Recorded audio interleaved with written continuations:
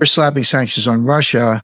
Russia is hitting back with some retaliatory actions, and it's pretty easy to look at the direct impact of that, but there's second order and third order effects that will pop up all over the world and could very quickly get out of control.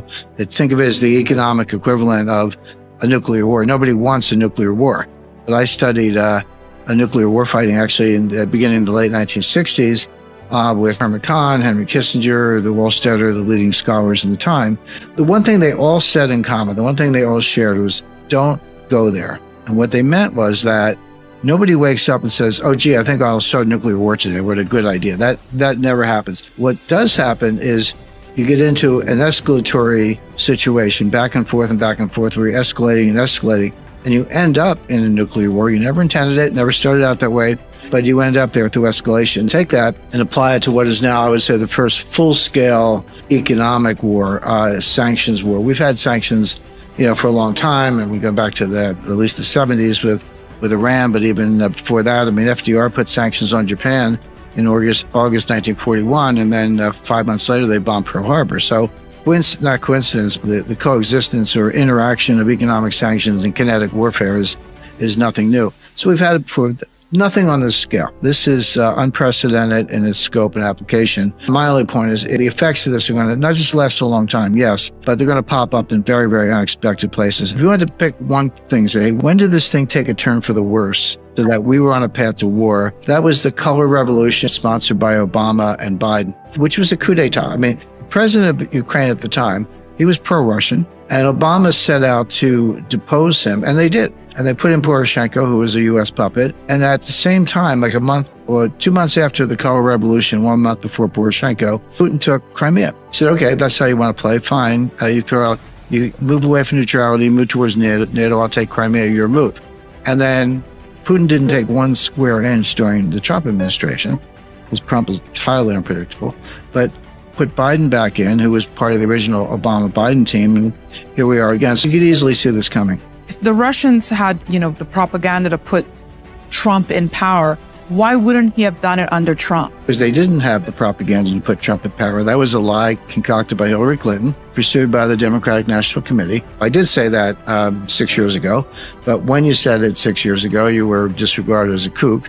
But now, through multiple investigations, report, that information is out there. In fact, it's worse than that. Not only was the Trump Russia, collusion hoax, which has been thoroughly looked at by congressional committees, the Department of Justice Inspector General, the Mueller Commission. Everybody looked at it. Bipartisan, independent, Senate all said the same thing.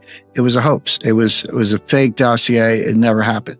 So not only was Trump not in Putin's pocket, he was the only one who stood up to Putin in such a way that Putin didn't take one square inch of territory. He took Crimea under Obama. Now he's taking kind of half the country under Biden.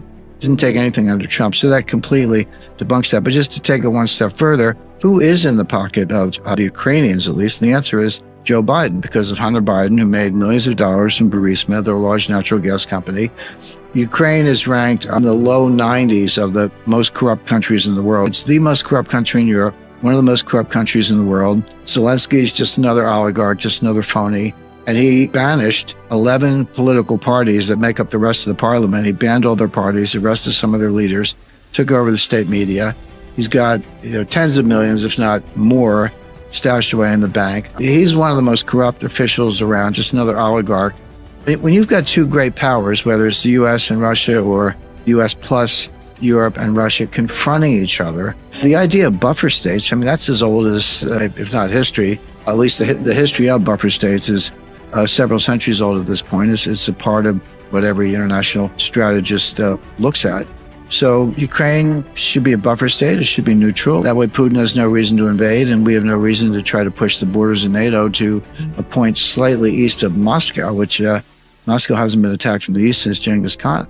The Russian Navy is in the Black Sea. There are not going to be any exports from Ukraine, and the U.S. has banned most exports from Russia. And Russia has retaliated by saying, we're not going to export you anyway. Even if you didn't have a ban, you're on our ban list.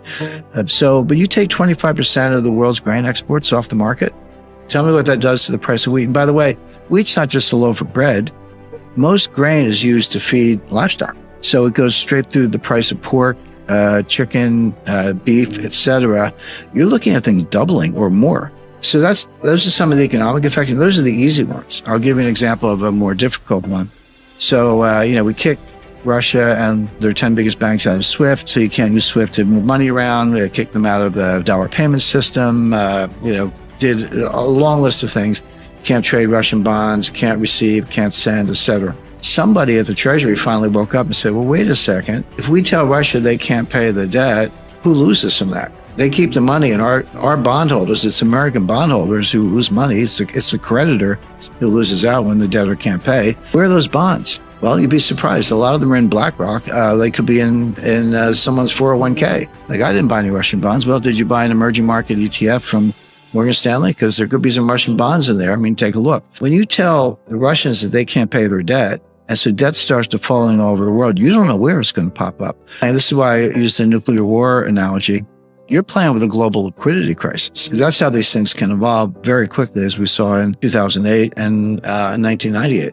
The dollar has been a cryptocurrency since at least 1979. That was the last year the Treasury issued a paper Treasury note, almost like stamp. So the dollar has been digital, and message traffic has been encrypted since around 1980. But I think in terms of the impact on the dollar, this is, be careful what you wish for. This was exactly what I was saying earlier in terms of second and third order effects.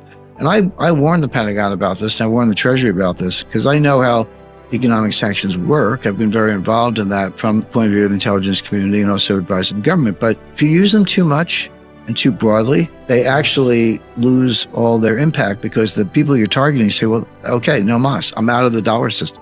You've done it one too many times. And this is an example of that. We've never frozen a central bank before. We have now. We've never kicked an entire country out of SWIFT, with the exception of Iran. We have now with Russia. And so instead of just sitting there saying, oh, gee, you got me, we can say, okay, let's go to a new payment system. Let's pick up a new currency. The Saudis are saying the same thing. And all of a sudden, Mohammed bin Salman, you have a yacht in Monaco, who knows how many houses and palaces around the world, private jets. And they're like, actually, all that stuff could be seized. Because that's what we're doing to the Russian oligarchs. We saw this kind of neo-fascism in Canada very recently. Chrystia Freeland, who's the deputy prime minister, freezing the bank accounts and the crypto wallets of the truckers. If you supported the truckers under a recent interpretation of Canadian law, that's a criminal act.